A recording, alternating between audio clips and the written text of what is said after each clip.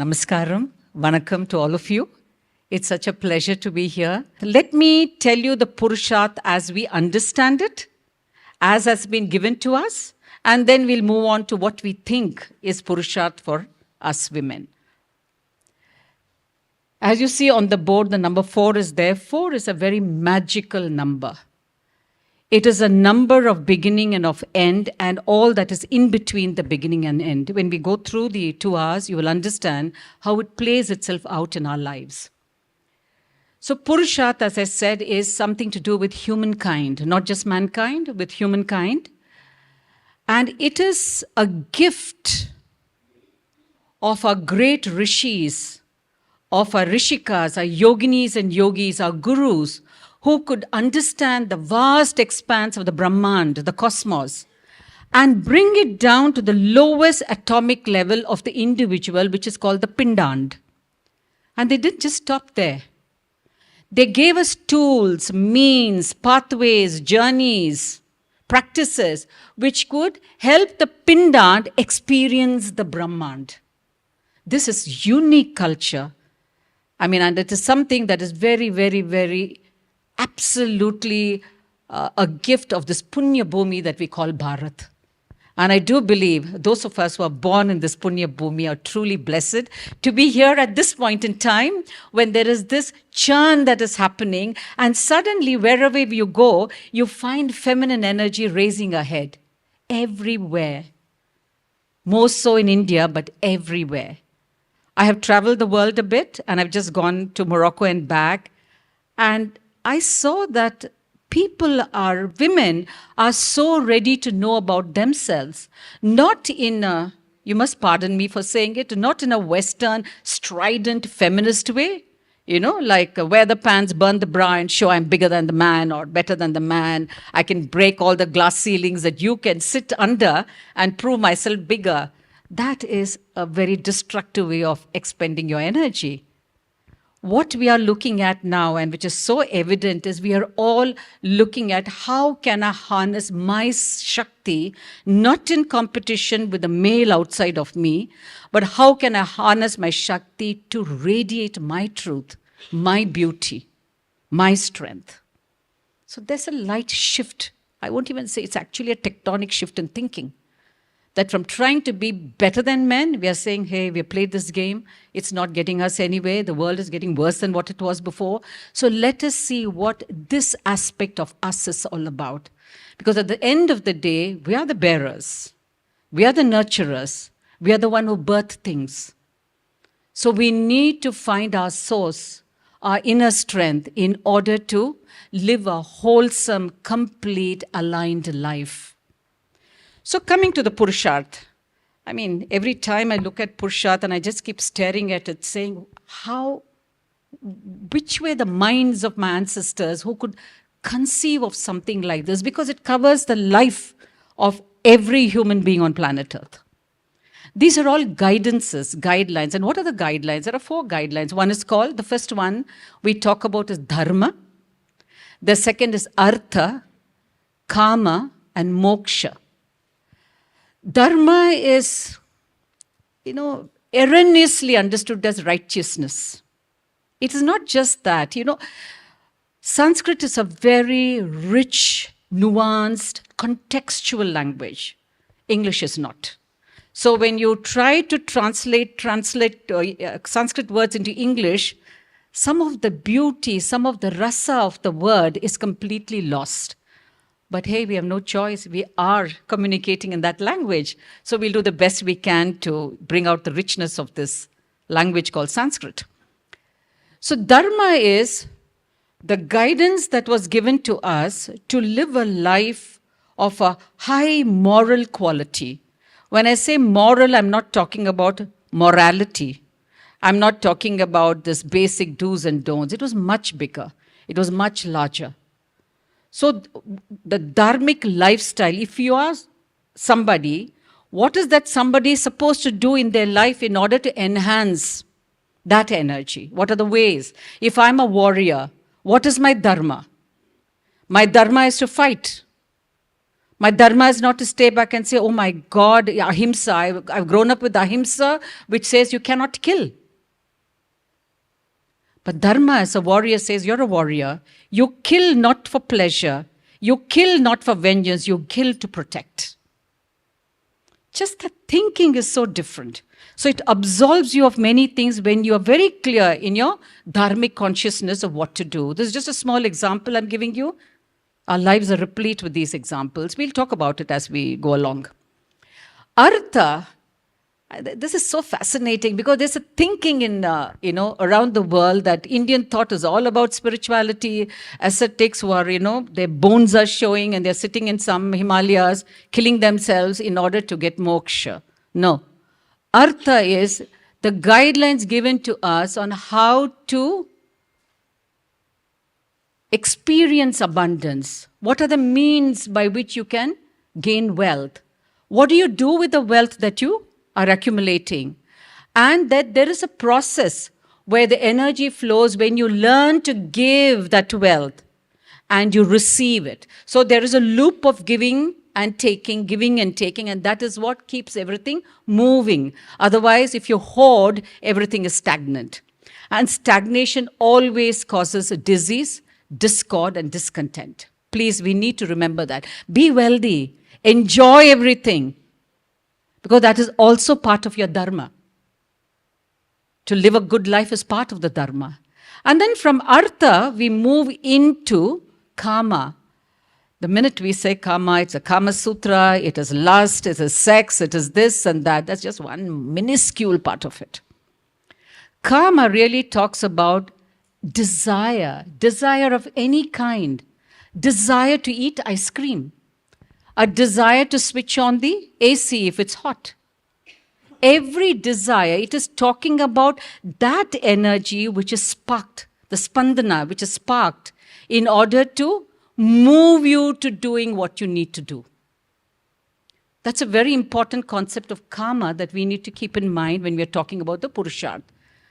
If your dharma, your artha and karma are in alignment, moksha is a given. Please do not think moksha is, I have to sit in one room, chant my mantras, go into meditation, and then I will one day be liberated and realize who I am. This culture does not believe in that. It believes in wielding the sword of the temporal sword as well as the spiritual sword, one at the same time. So you live a life of fullness, of wholeness, of completeness. That is why, to give you an example, Ma Durga, many of you are very, very familiar with Ma Durga. Many people think that she's just with the sword and cutting off heads. Not at all. She's so astute, she's so clear. She's like a queen sitting on that line, absolutely in her glory. When the time arrives, when she feels it's necessary to change something which is not good, she removes the sword so elegantly and she puts it back. That is the kind of astuteness that we need to develop. That is what we need to understand. That in this culture, we did not believe one or the other. It was always and together. So you lived a good life, but everything at every given point in time was yoked to the spiritual. If I got up in the morning, my first act of waking up would be to connect to a prayer. I will look at my hand and I will say, Om Karagre Vasate Lakshmihi Karamulye Saraswati Karamadye Tu Govindaha Prabhate Karadarshanam. The first act of mine is connected to something that is higher than me. And what does the simple prayer say? It says, Mahalakshmi, Saraswati and Vishnu, Narayana are all in my hands. What does that mean? It's not they are sitting in your hands. These energies of abundance, of knowledge, of activity are within me. So I'm reminding myself every day, it is my responsibility to allow these energy to express themselves in my daily life. So I get up in the morning with this thought, I am responsible for scripting my story. I am responsible for the way my life will play out. I am responsible for everything, but I have the help of something higher than me. And that's such a beautiful feeling. As a psychologist, I understand how important it is for us to have something bigger than ourselves where we know, okay, if I reach out to it, I will get my guidance. I will be taken care of. There is somebody's back. And that back is divine. It doesn't have to be a human back. So that is the way you're getting up in the morning. And the cultural thing is, please remember, your temporal and your spiritual will walk hand in hand. They both must come together, right? And then moksha. I mean, it's a subject which most yoga teachers have, and we're always talking about it, and it's about how does one get moksha. So what really is moksha? Anybody can answer, anybody here. What is your understanding of moksha? So liberation from the cycle of birth and death. You attain the divine, okay. You merge with the divine. So are you saying that surrender is moksha? Surrendering to the divine is moksha? Freedom from pain and suffering. Okay, theek hai. Thank you all for your contributions. In the moksha idea, all these elements are there. But the understanding is that moksha is that which will release you from the gravitational pull of being a human, of being caught in Artha, Kama, and Dharma. A point arises in your life where your vairagya, your sense of detachment, when I say detachment, it does not mean coldness. It does not mean that, I don't care about anything anymore. No, it just means understanding that I'm just a player here playing my part. I'm just a patra through which the divine energy is flowing. There is no I anymore. There is no I as Uma or Nilima or any of you here doing something. That understanding, that surrender to that higher understanding liberates you. You will carry on doing everything. But the quality of your doing and your response to that doing will be something totally different. And the minute you are liberated from that kind of a gravitational pull of being human, a regular human, what happens is then you move out of the cycle of karma. I do not know about birth and death because, it is not that, moksha happens and everything is over, because you do have a choice. You do have a choice, I'm told, to get back. You do have a choice to do many things. So that's another topic for discussion. Yes. So to understand what you just said, moksha would be to get clear of doership and therefore not accumulate karma. Because when you think you're the doer, the karma sticks to you of the act. Yes. So moksha is to be clear of doership. Absolutely. Okay. So that is that she's put it in a very precise way. That is the understanding of I'm just a patra. I'm the vessel through which the divine, I have no attachment to what is happening in me or through me. So that is surrender. Not falling at Devi's feet and touching and say, Ma, I've surrendered to you. As long as I am surrendering, I am still there. Right?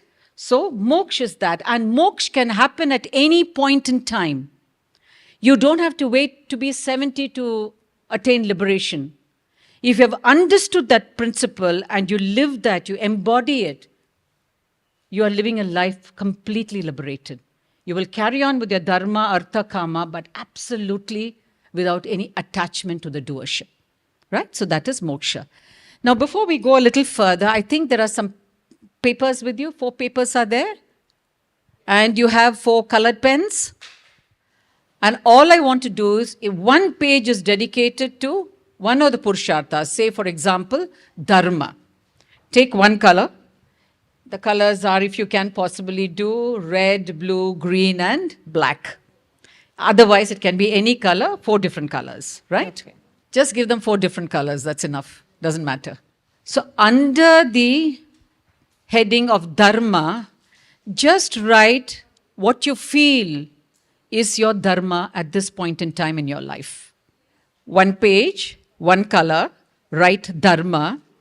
Where are you at this point in time in your life and what is your dharma? The next page will be Artha. Artha, are you in a space of abundance? And bringing it down to very, very mundane level. How is your feeling towards money? Are you making enough? Are you able to give? Are you able to receive? So please write that down in Artha. Kama, what are your desires? 4 desires of yours which you feel are extremely important to you. Write them down and also write down whether these desires are being fulfilled, have been fulfilled or are being fulfilled. And moksha. How are you feeling right now in your space? Are you feeling crushed? Are you feeling liberated and expansive? Are you feeling very tight about life? What is your feeling right now? What are you feeling with your Artha, Kama and Dharma? What are you feeling right now?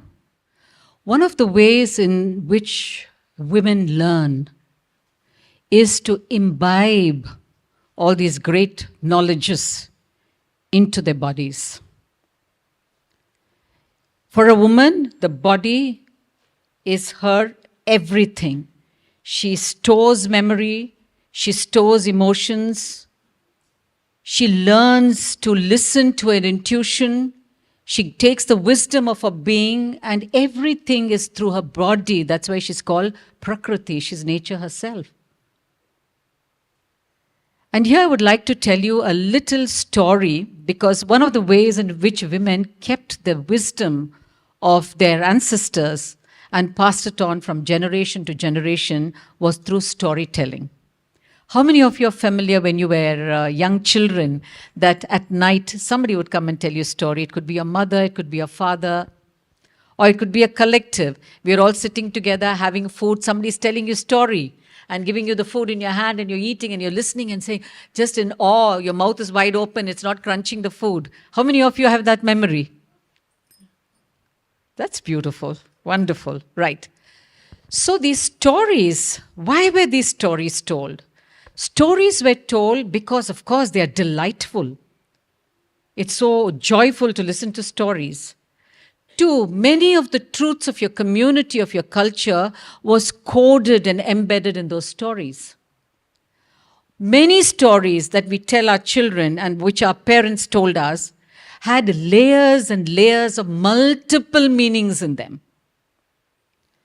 So when we were children and when we heard the story, it was all about imagination, all the characters coming to life, and then the fights, and then the forest and the sky and the birds and I don't know what, everything coming to life. But as we grew up, that part of it kind of recedes, and then you start seeing, what is it that the story is telling me?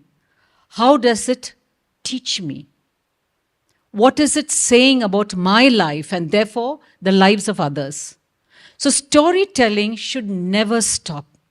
I go around India and with these Shakti circles, little circles of women who come together to discuss, they want so deeply to revive some of the great traditions of ours.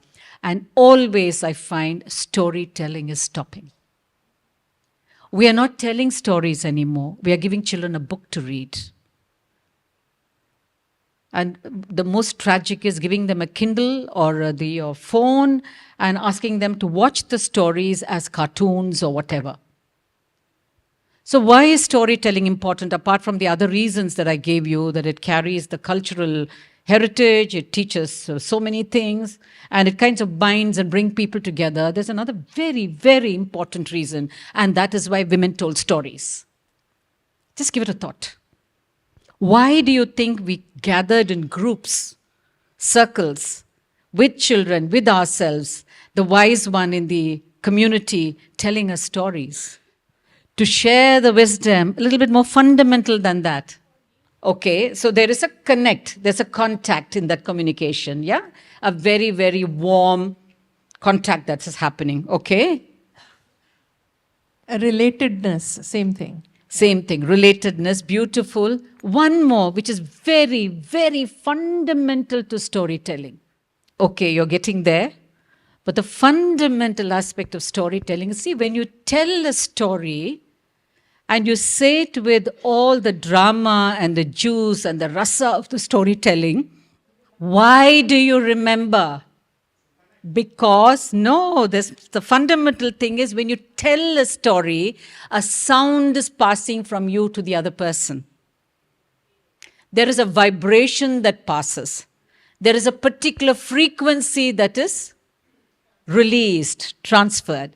So what happens is when you tell a story, everybody is rapt, just listening. The mind is not there. The mind has been dropped. You're just listening, you're just absorbing. So what happens is that frequency, that vibration gets into you without filters. That is why when you hear a very bombastic, frightening story at night, you are scared for the rest of the night to sleep. Not because you remember it. It's not you're remembering the storytelling. You are experiencing what you felt when the story was being told. What was communicated beyond the words. So stories were carried in the body. And they were transmitted to generations. This is how we learnt in our culture. You think the Vedas and the Upanishads could be held in our heads? Such amazing tomes. Your head will burst if you try to remember. So how was it learned? It was learnt by repeating the mantra, and very, very spashtam, you can't go wrong. Because the ancestors understood, if a particular vibration went wrong, it will create a different sensation in the body. And when I reproduce that sound, I will be causing more harm than good, because the whole thing would have changed. So one of the fundamental reasons for telling stories is to create the body, because your body is more than 80% water. Water holds memory. All of you know that. Yeah, and our culture knew it beautifully. That's why our temples are on the banks of the river, constantly chanting mantras. And this is the reason why we say our rivers are sacred. Because constantly the sound of the bell, the vibration of the bell, the vibration of the mantra is flowing in the water. So when you dip and get up, it is that blessing that you're getting. And because your body is 80% water, 75% water, whatever, what is happening is the frequency and the vibrations are creating crystals of a particular nature inside you. That is your geometry. And if you want to experience the Brahmand when you're in this Pindan, your geometry must align with the geometry of the Brahmand. That is why in our culture, so much of importance is given to yantras. Because they represent sacred geometry. And they also tell you that this is in you. It is not outside of you. It is in you. You need to do things in order to get that pattern inside you.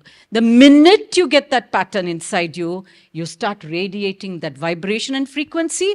And because that is at the highest level, you are operating at that level while you're still living in your body.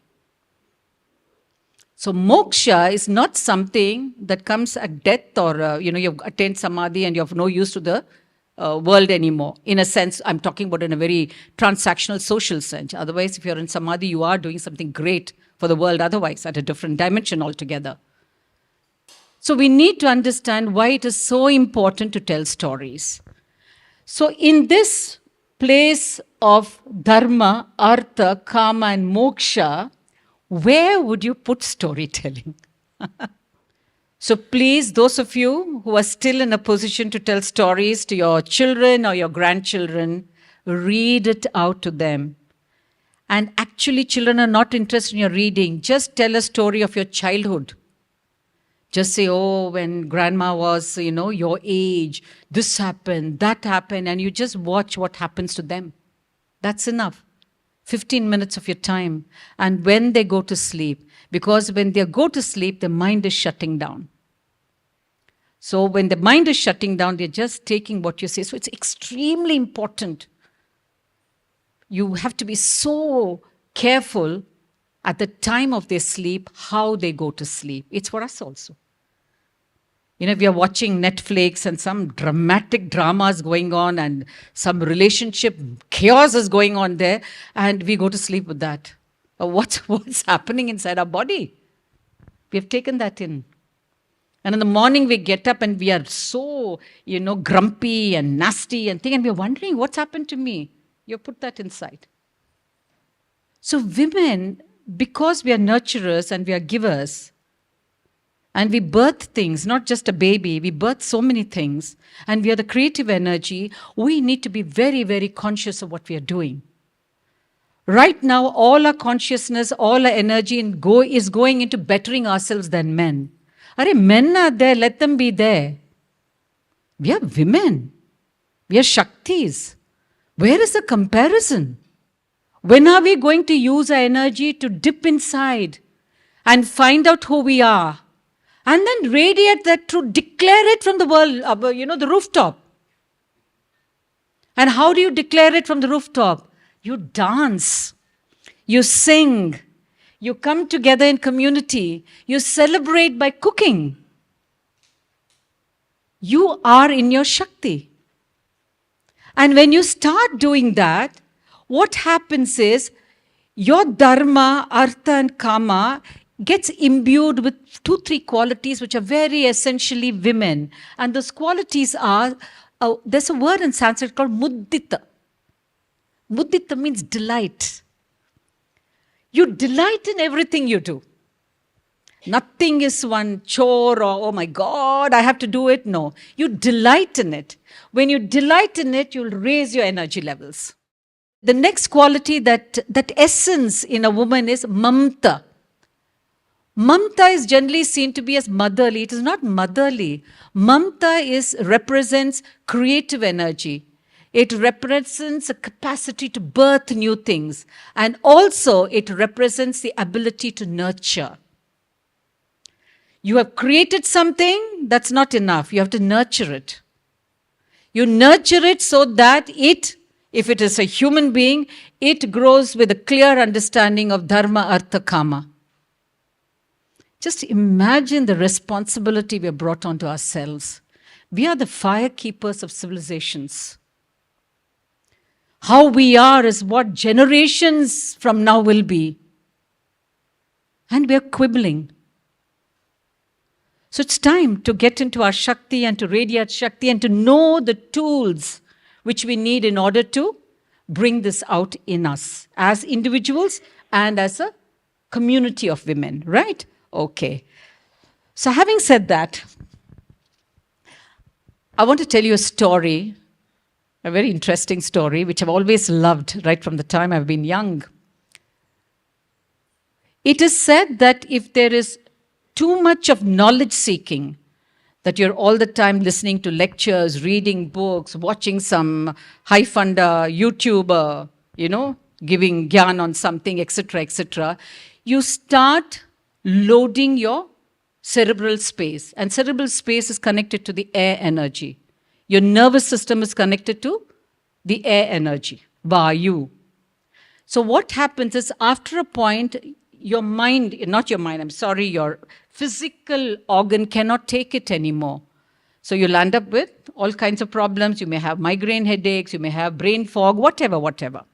That is one way of learning. Another way of learning is the so-called surrender, where you're not even thinking whatever is being told to you do, because you think that is surrender. Even when a voice inside you is telling you, no, don't do it, you crush that voice and you say, no, I need to be in the attitude of surrender. That is the emotional part of you, where you don't think, you just go with the flow of the emotion. Okay? So in our culture, like I told you, we have these great rivers of India. All rivers are sacred to us. Every single river, because it is giving, it is nurturing. It is keeping us alive by what it's giving to us.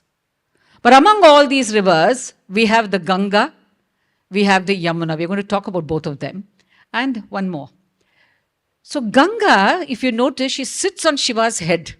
She has nicely plonked herself there.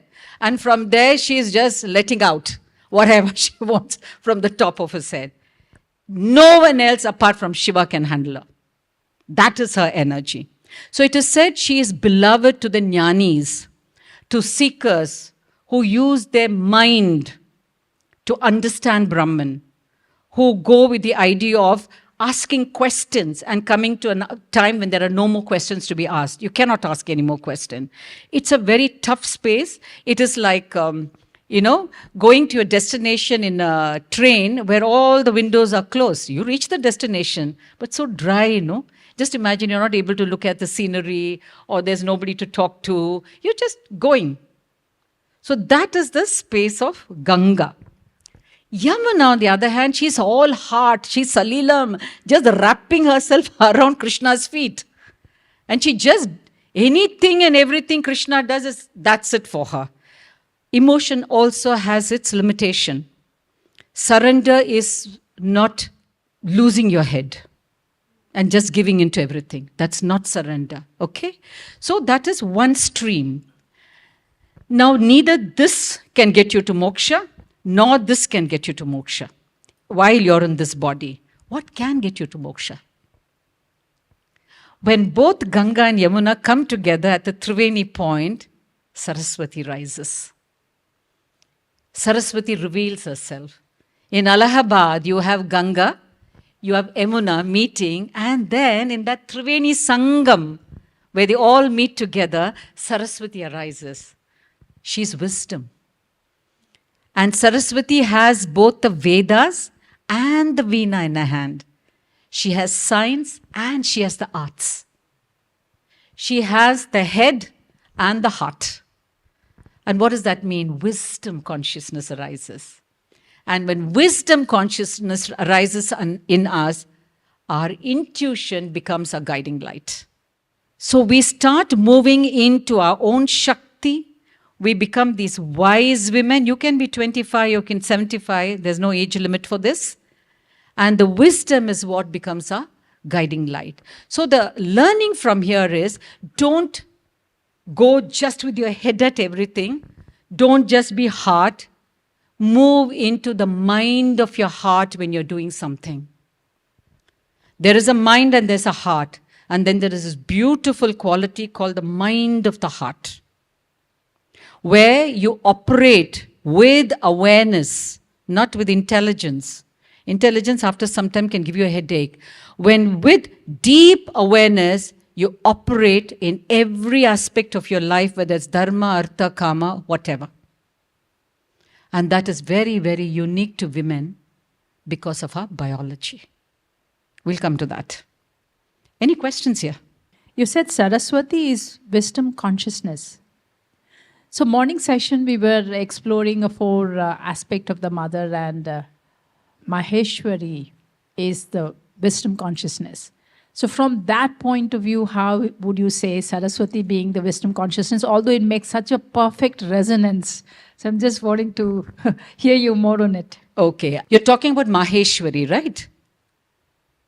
Parvati Ma is the wisdom consciousness that is the consciousness of where you attain moksha. It is not the consciousness of the wisdom that you need to run your life. She is the consciousness of wisdom that comes with deep tapas and upasana. It is at a different level altogether.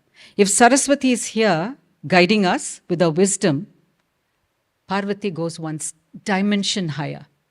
The same energy, the frequency and the vibration move into the next dimension. That is why she's with Maheshwara. And that is why Saraswati was with Brahma and then she decides to move. We'll come to that story later to understand why these stories are important. So this is how you see Maheshwari. She's the ultimate. She is the dream of all women seekers, all yoginis. For them, she is their cult figure.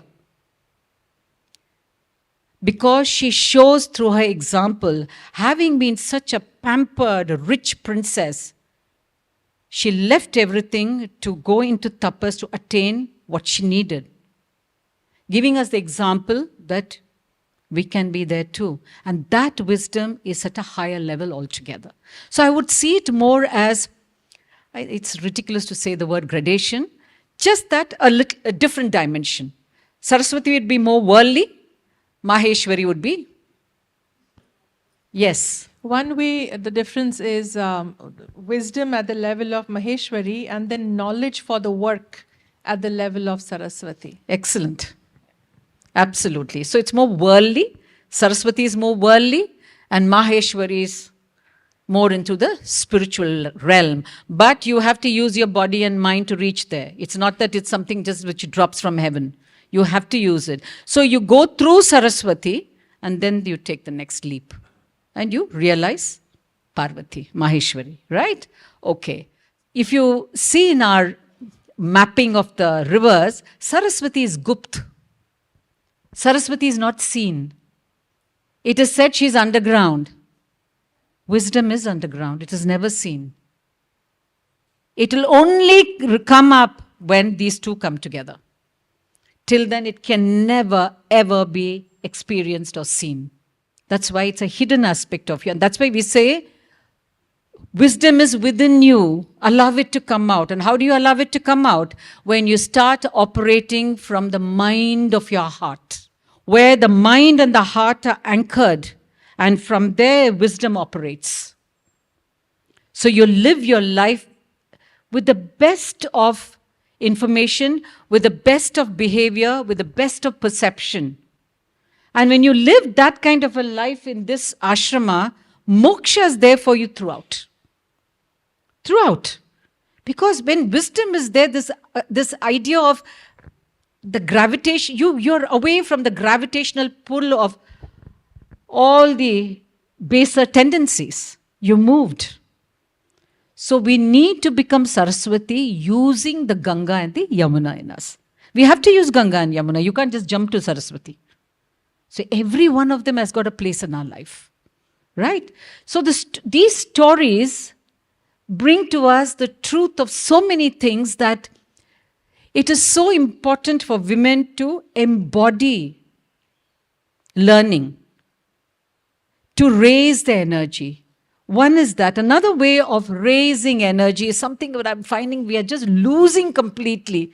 And it's very tragic, especially on a daily basis. How do you think this is the other way you raise your energy on a daily basis? On a daily basis. Very, very simple. No, that's here. I'm talking about the body. Dance, music, you can't be doing it every time. They all have space. You know, dance is a great way of expressing your energy, absolutely. But how do you raise your Shakti on a daily basis? Sadhana, cooking, okay, mantra, puja. Array, more basic than that. Huh? Inna? Walking. Come on. Huh? Aur. Alankar. Alankar is one of the best ways of keeping your energy high, so that you radiate and operate from a different consciousness. That is why in our culture, not because we were greedy or we wanted to show off our wealth, we wore gold. The upper body had gold and the lower body would have silver. Why? One is the sun and moon energy is represented in your body. And from a yogic perspective, transmissions. The gold holds energy. So that is why when you go to temple, many of us remember when we were young, when we used to go to temple, our mother or aunt or somebody will say, wear everything and go. Wear your pattu pavada, what is that? Silk skirt and go. Wear your chain, what you're going without anything in your neck, your bangles, your earrings. Wear all that and go. Why? Because the temple is a space of high energy. So by going there with simply the gold on your body, you imbibe that energy into you, which was like stored, and you always had it. Whenever you needed it, it was there. Silver we used from hip down. Generally, except for royalty, nobody wears gold below their hip. There's a very profound, I don't know why royalty do it, because they think they're connected to the divine. That's besides the point. But from our perspective, the reason why we use silver, like we have our anklets, we have our methi, sometimes we have for children, we wear the silver, I don't know what it's called. It's like a waistband, yeah, like that. Udiyanam, but Udiyanam is generally gold. Inge is gold, lower. More in the pubic area, it's called Aruna Kairu. I don't know how to translate it into, English or anything. Okay? So the reason was Apana Vayu is a downward flowing Vayu. Okay? Apana Vayu is that which helps everything that flows. Your all your bowel movements, urination, menstrual flow, everything is Apana Vayu. If you put gold in the lower part of your body, then you're holding the energy. You're not letting it flow. Look at the wisdom. I mean, come on. You had to know the metal. You had to know the energy aspects of life. You had to know that if you put it here, it will not flow down. If you put it there, it will flow up. What a culture. And we are not using it anymore.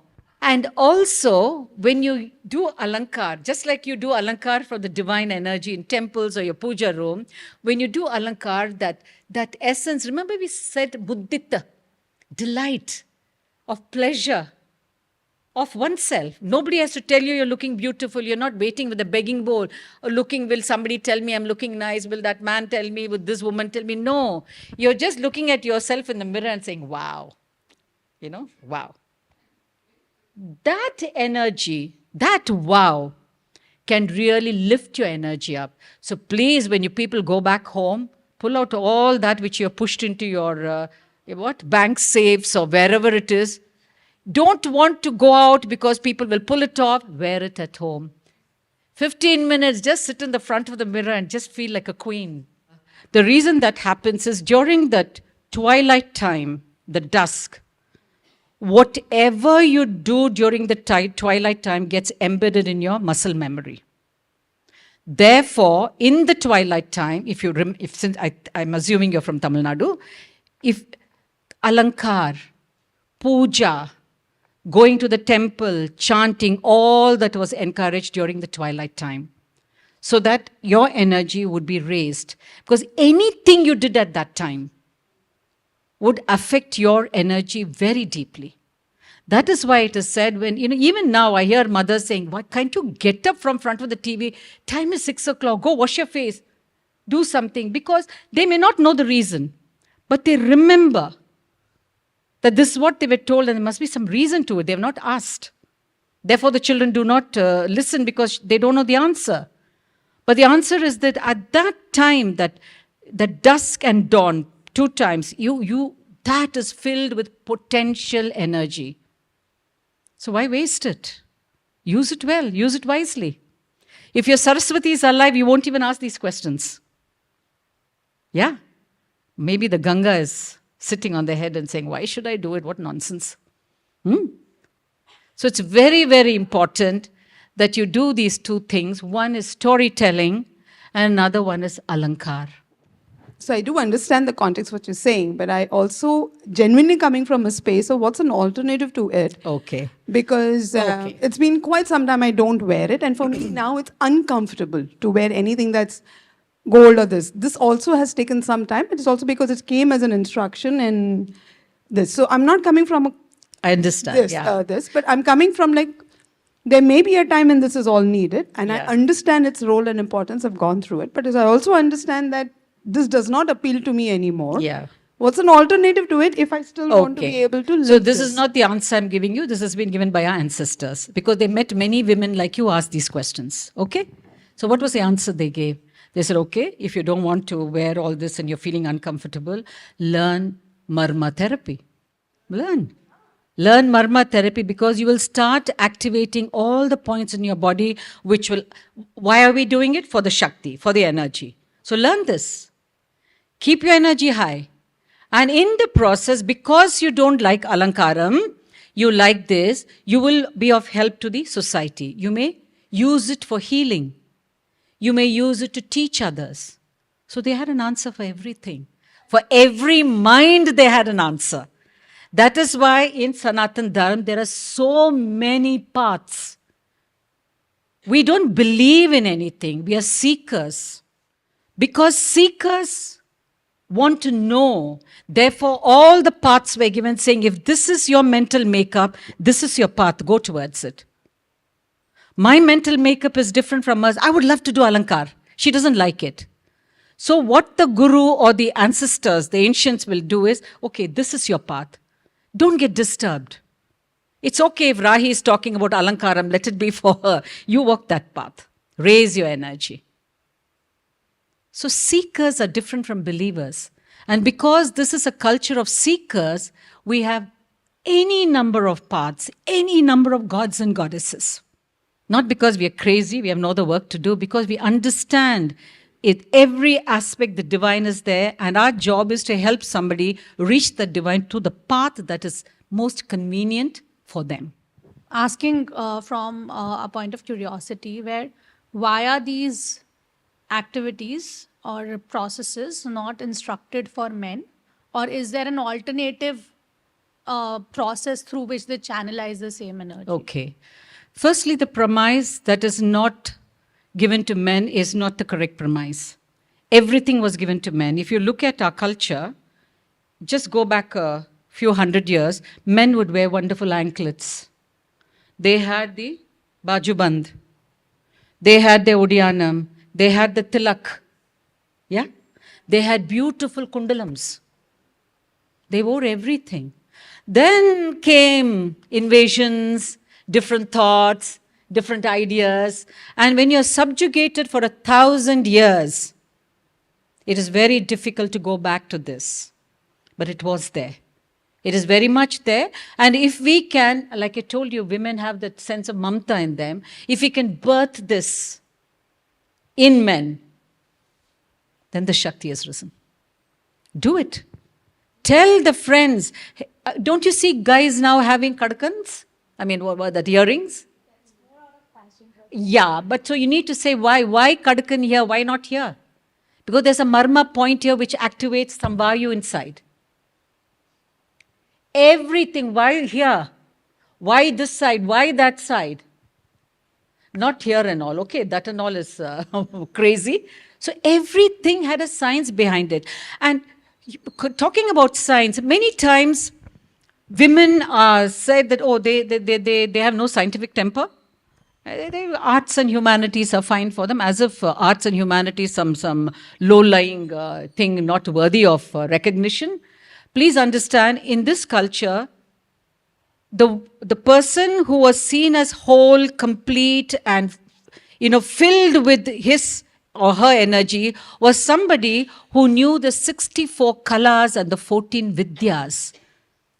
64 kalas and 14 vidyas. If you knew the 64 kalas and the 14 vidyas, you were considered there. The verily gods themselves. And what are these? The vidyas are the science and the math underlying the kalas. If I'm dancing, the dance has got a certain mathematical precision to it. There is a precision, there is a movement where you have to be very clear, that much and no more. And within that science and the math comes the art. Your abhinaya, your whatever. You name it, your movement, the salilam of your body. So that understanding comes when we awaken the Saraswati in you. When wisdom is awakened in you, then this comes very naturally and very easily. Till such times, dance. So that the very movement will start creating the crystals, which will help create the frequency, which will then take you into that space of wisdom. Just look at it. From the Brahmand, you come to the Pindand, the smallest part of it. And then from here, you're given all the kalas and all the vidyas to realize that Brahmand. So this comes very easily to women because of our biology. So what is our biology? We are people who have the cycles of the moon embedded within us. Just like the moon starts from complete darkness, then moves slowly into its brightest expression, and then lets go of its brightness and moves back into the darkness. Similarly, in our lives, especially once we have reached Menake, we will find that when the bleeding has occurred, that is related to the dark phase of the moon. The complete emptiness, the complete letting go. And then slowly the birthing of the light which was in the darkness.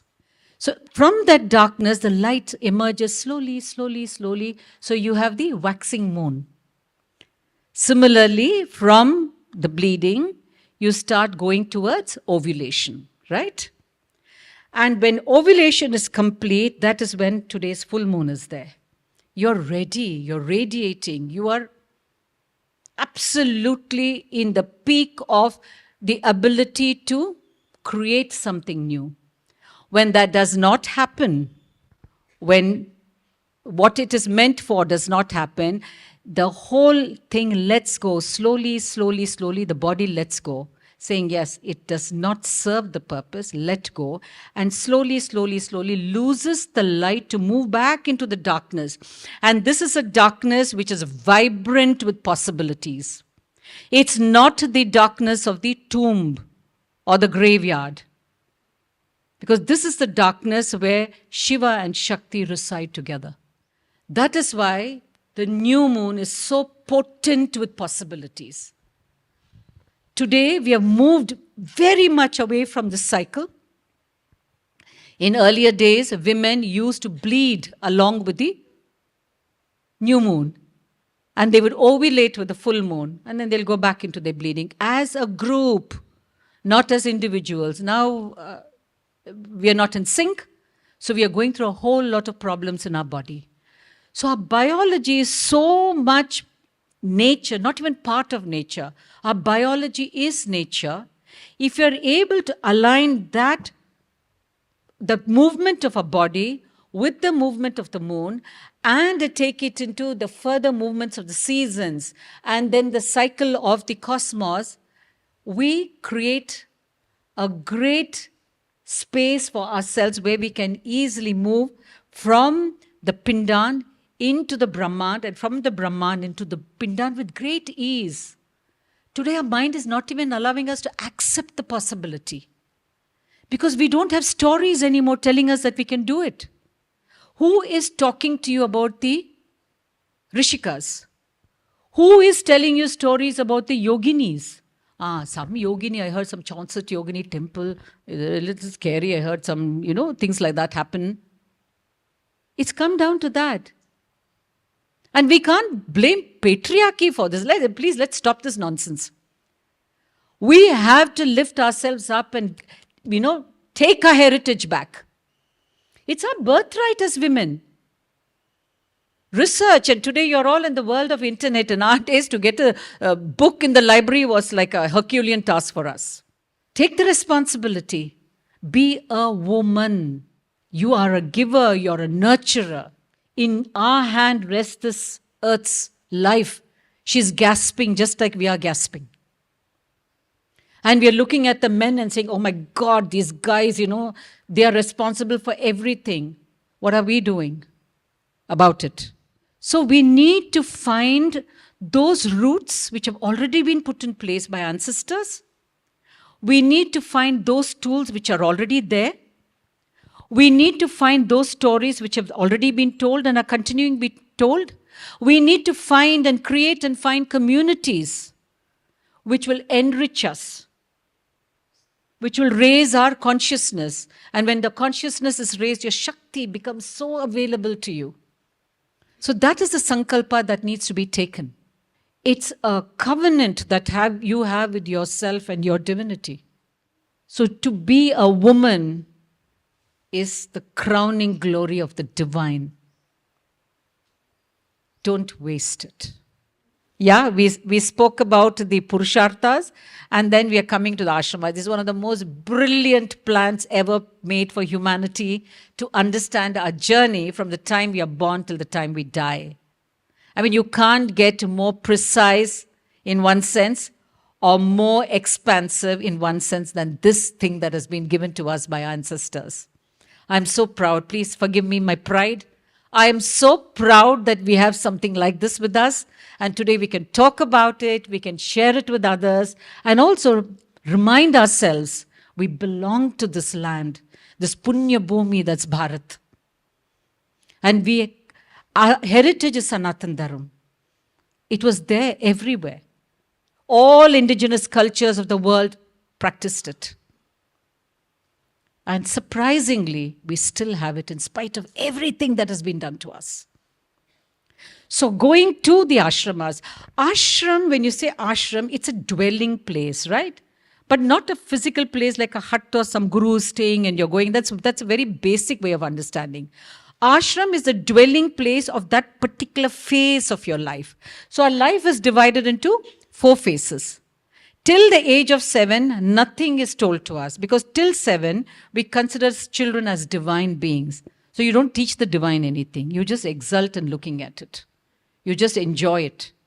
You just feel grateful that it came into your life. So the first 7 years of your life, don't put it into play school, kindergarten, swimming school, this school, that school, everything to make it into some great human being later on. It will not happen. You just give it space to grow, just to be. First 7 years. In India, at the 7th year, we put children into school. We did something called Vidyarambam, where we would take them to a temple where Ma Saraswati is there. And on the rise, they will sit on the grandfather's lap or grandmother or mother, and they will write on the rise the first alphabet, A. They will write that. Again, something so mundane like learning, writing, and you're yoked it to the divine. So the temporal and the spiritual going hand in hand in everything we do. So brahmacharya, the word brahmacharya, I always come across this, I won't say erroneous understanding, a very, very poor understanding of this word as celibacy. Brahmacharya means celibacy. I mean, you can't indulge in sex. Hello. Brahmacharya is from 7 to 21. I'm talking about the traditional understanding. Brahma Acharya means the one who's involved in the study of the Brahman. Charya means, in a sense, research, looking into something, learning something. So Brahmacharya was the time of your student days, when you focused on nothing else but in learning, whatever the learning is. So your student days, your dharma was to learn, to be curious, to explore, to know. From brahmacharya, after the age of 21, you moved into the next phase of your life called grihastha. Gruha means home. It means creating a home. It means gruha means home. So that would mean necessarily marriage. I mean, those days there were no, living in partners, etc., because it was held very sacred because of society. Because by living and getting married, you not only worked with each other at a relationship level, you also worked with a little community and the larger community. And you gave to the society. So this idea of I, me, mine, my individual space, I need to grow, I can't handle this, just didn't work there. Because Grihastha's time was considered as a spiritual space where your ego got sorted out. I think all of us can attest to that. Your ego and your relationships were the ones which told you what is the quality of life that you're leading. So Grihastha was a time where you evolved as an individual, as a couple, as a family member, where you did everything that the society needed, where both were necessary. If a yagya was to be conducted, Ardhangani, the woman had to be there. The man was conducting. Without the woman, it cannot be accepted. So our presence was the silent Devi presence. Not jumping and chanting and doing it, not necessary. That presence, that sakshat presence, which didn't need to be there in the fire, in the limelight, but which conducted everything through a medium, which was the man, and got everything done. So Grihastha Ashrama is a very powerful space, and so much we did. We gave birth, we looked after children, everything that went into nurturing. After that, 21 years of that, and then after that came Vanprasth. It's one of the most beautiful phases of your life, because in Vanaprasth, you had done your bit for society in a sense. When I say society, I'm talking about your family and your immediate circle. Now the time was to step back from the mundane, everyday activities of the family, step back and say, this wisdom that I have acquired, how can I give it to the larger society? So the wise ones of our culture, of our families, were looked up to, not thrown into old age homes. They were looked up to as the holders of the collective wisdom. People went to them, asked them for guidance, and they felt heard and seen. And there was this beautiful synergy. So Vanaprasth at one level is all that. Another level is Vanaprasth started teaching you Vairagya, how to let go. Mine, my family, my community, my this, my that, how to let go and move. Vanaprastha literally means going into the forest. Why going into the forest? Because these kind of distractions are not there. You have more time to be with yourself. So Vanaprastha is one of the most powerful part of a human life which needs to be recognized, which needs to be honored. Right now, that's not happening, okay? That's just, I won't say everywhere, mostly it's not happening. At least in the urban, modern culture, it is not happening. And then comes the stage of sannyas. Sannyas is not going into the mountains and sitting there and, being the ascetic and chanting. That could be one aspect of sannyas for some people. Like I said, in this culture, we give you any number of paths. So please go if you want to. But sannyas is that attitude you develop of complete vairagya, detachment from everything, including what is nothing troubles you. You are there in your essence, radiating the highest vibratory truth, so that vibratory truth will help everybody around. Physically, you don't do anything. Physically, you're not part of a group or a culture. You moved. Through Vanaprastha, you moved away. And you're in that space of sannyas. And in that space, you can teach the people what it is to go closer to the divine within you. And sannyas is also a time when you prepare to let go of your physical body. That's the ultimate letting go. That non-attachment to the body is the last letting go. So when you started living your life with this kind of vairagya, and understanding that this is just a body, I am more than this body, and when the time comes, I'll have no attachment to it. Just with gratitude, I'll take my last exhale. So what are you doing? You're creating vasanas from the samskara. That vasana will carry you into the next life. That is why, I don't know how many of you have people who are older who, as they're growing older, suddenly they will start doing japa, they will go to the temple, they will be in mauna, they will be doing so many things. And if you ask them, why suddenly you're doing all this? No, I want my next birth to be a good birth. Because the truth, they will not be able to explain to you.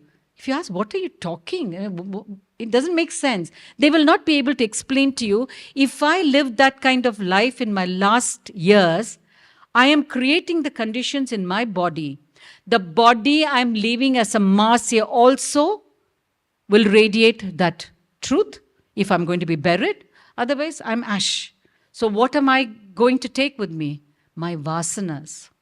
Because vasana is nothing but a magnetic field that you create while you're in this body.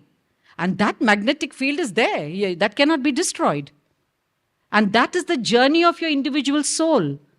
How is this magnetic field going to expand or contract? That is the journey of the soul. So it is important to understand sannyas is the time when you're letting go of so much and at the same time creating samskaras which will help in the vasana for the next evolution of your soul. Right? So if you notice this, both as Purushartha will be here. and then your ashrama will come here. Then your physical body comes here. I'm talking especially to the women, and men can please listen, because this also, we are very much part of your lives. So if we follow Artha, Dharma and Kama in our bodies, in its true sense, then the magnetic energy, the vibratory energy will come together in alignment, so that you can live at every stage of your life with ease, with joy, with energy. And you will just radiate that truth. You don't have to open your mouth. You'll just radiate that truth. There are many people you see in life, you just want to stand next to them. You don't know what for. You just look at them and you just want to stand, because they are radiating that kind of sacred geometry in them, which is just flowing. Women have a great chance of getting there. So do what you need to do. Raise your consciousness. Live your life with buddhita, with mamta, with maitreyi.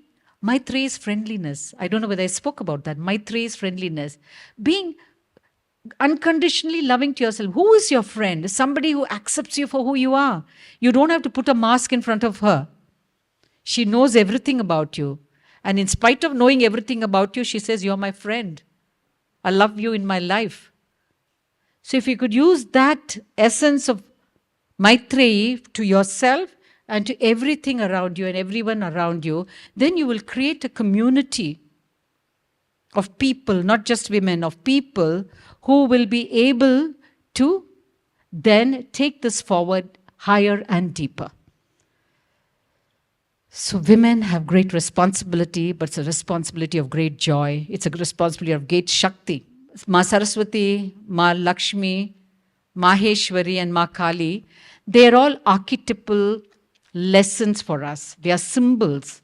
They are divine, there's no doubt. The energy is there, you can aspire to it.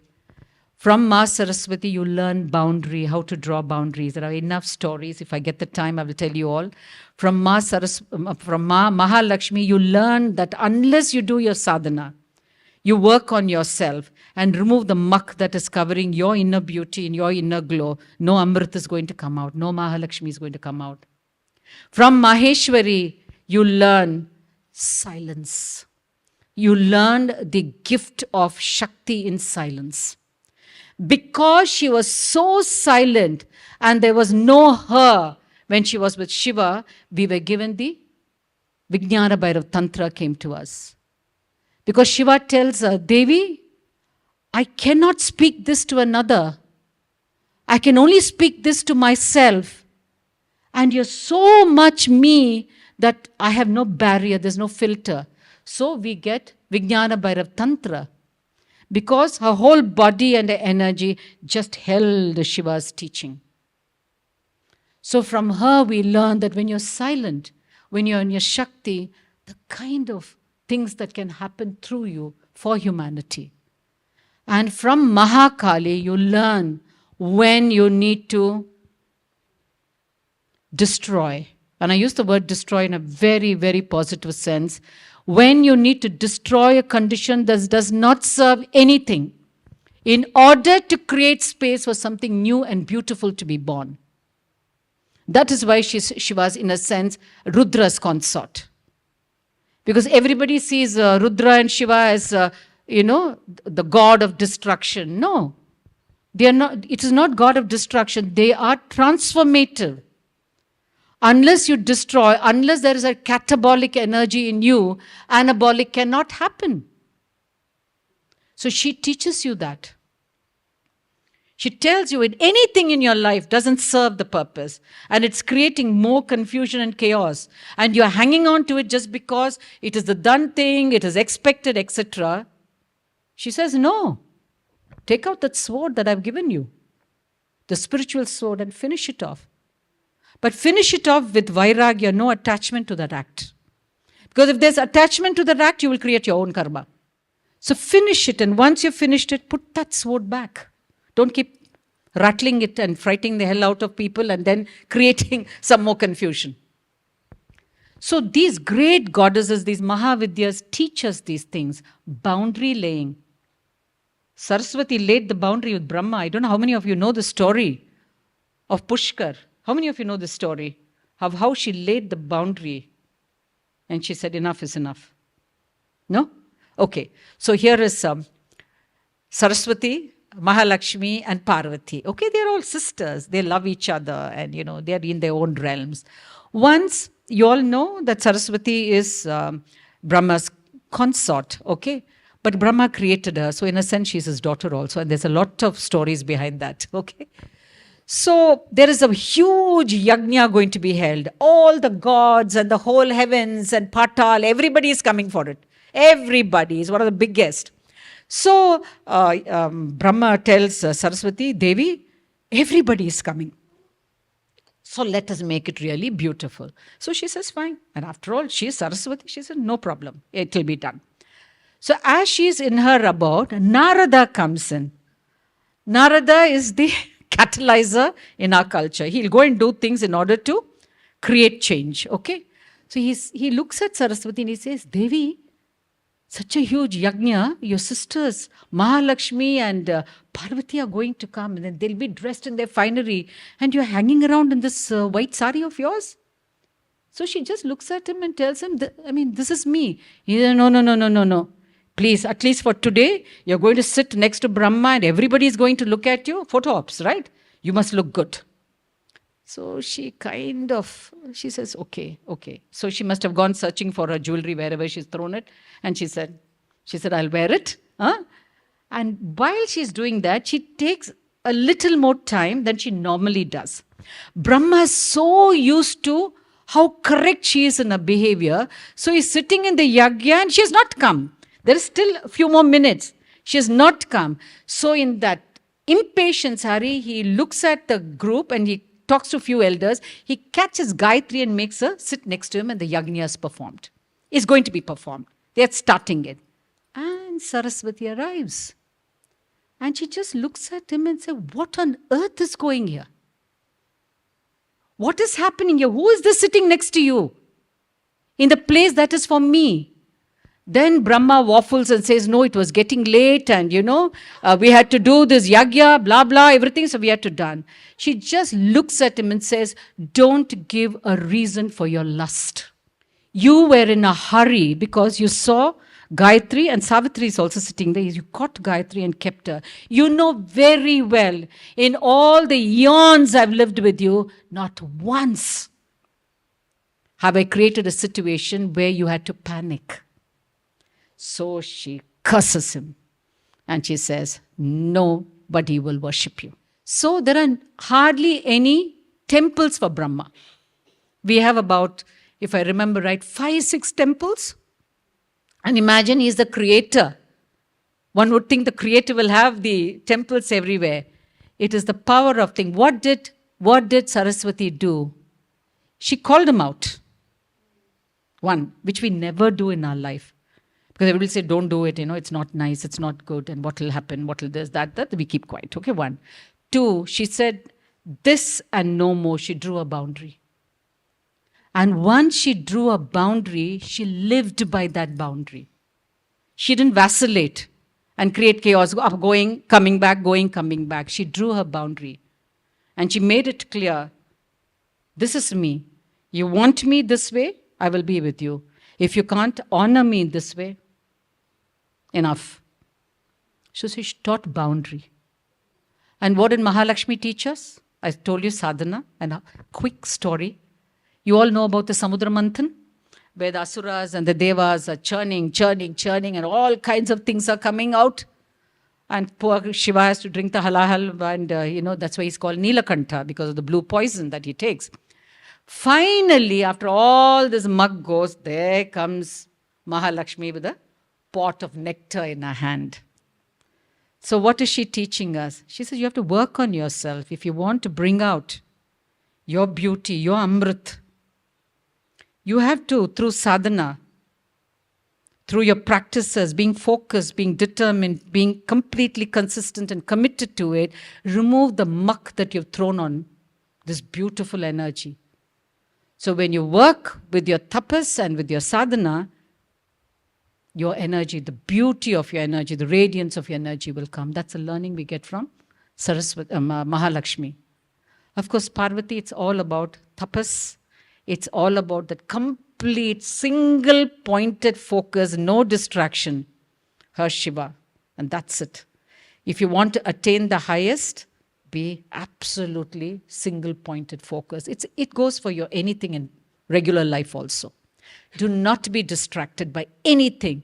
Just be there. That is Parvati's lesson to all of us women. The four Purusharth for us is this. Saraswati, Mahalakshmi, Parvati and Kali Ma saying, when needed, remove so that things can be rejuvenated and something new can be born. Don't remain in situations, in relationships, in conditions which are so detrimental for your growth and for the immediate environment. Raise your Shakti, take a stand and say, yes, this is what I'm doing, and stand by what you do. So these are the four Purusharth, and like I told you all, the learning that women do is through their body. The learning is not from here. This is a very small part. It's nothing to do with your intelligence. We have something much bigger than cerebral intelligence. It's time we awakened it. So whatever we read, we know, find out the tool that can embody it. And allow it to become your experience, your truth. Shankaracharya may have said something. Ramanujacharya may have said something. Lopamudra may have said something. They said what was their truth and their experience. It's not ours. They are showing us a way and they're saying, please follow it and experience it yourself. And then talk about it. So we come to the conclusion of this talk with a small embodying of this learning. So if you all are ready, please be in a very comfortable position. You can sit cross-legged on your chair, down. And if you're sitting on the chair, keep your feet flat on the ground. Spine straight. I'm sharing with you all a practice which will make you embody the story of Ganga, Yamuna becoming Saraswati. Okay? Right. Spine relaxed but straight. Allow your breathing to expand as you inhale and let go as you exhale. Now take your awareness into your Anahata Chakra, your heart center. And as you inhale, visualize you're taking the energy of the heart into your Agnya center, the point between your eyebrows. Pause there. Allow the energy of the heart to touch the energy of the head. And then let go from the Agnya into your heart center as you exhale. Allow your heart center to feel the energy of the Agnya, the logic, the science. Inhale deeply into your Agnya, taking the deep, loving emotion of the heart into your head.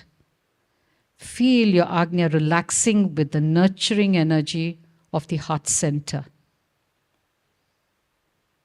And just exhale into your heart center, taking in the strength of the Agnya Chakra, the intelligence, the vidya. And as you inhale, allow the kala to move into your Agnya Chakra. Pause. Observe. And exhale, letting go into your heart center.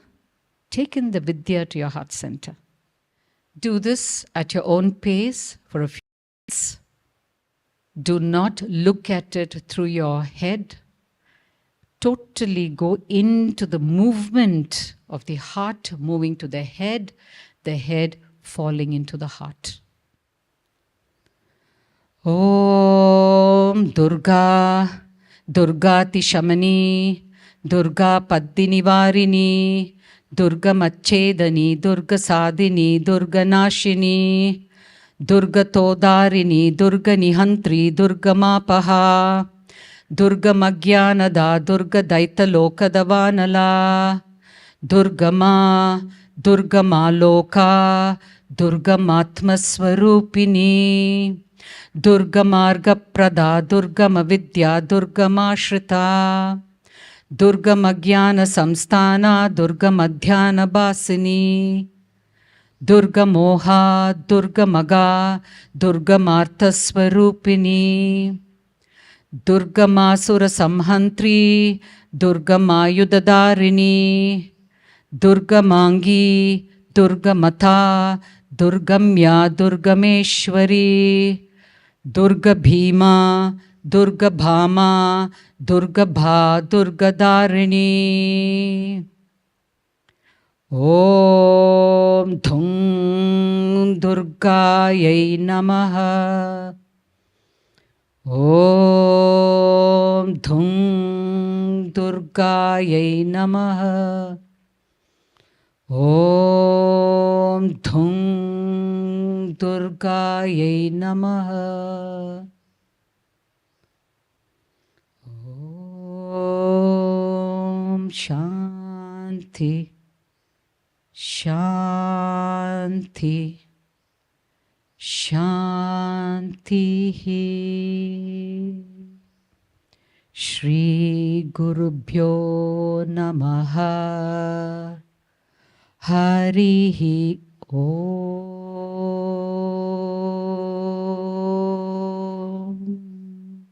That's it.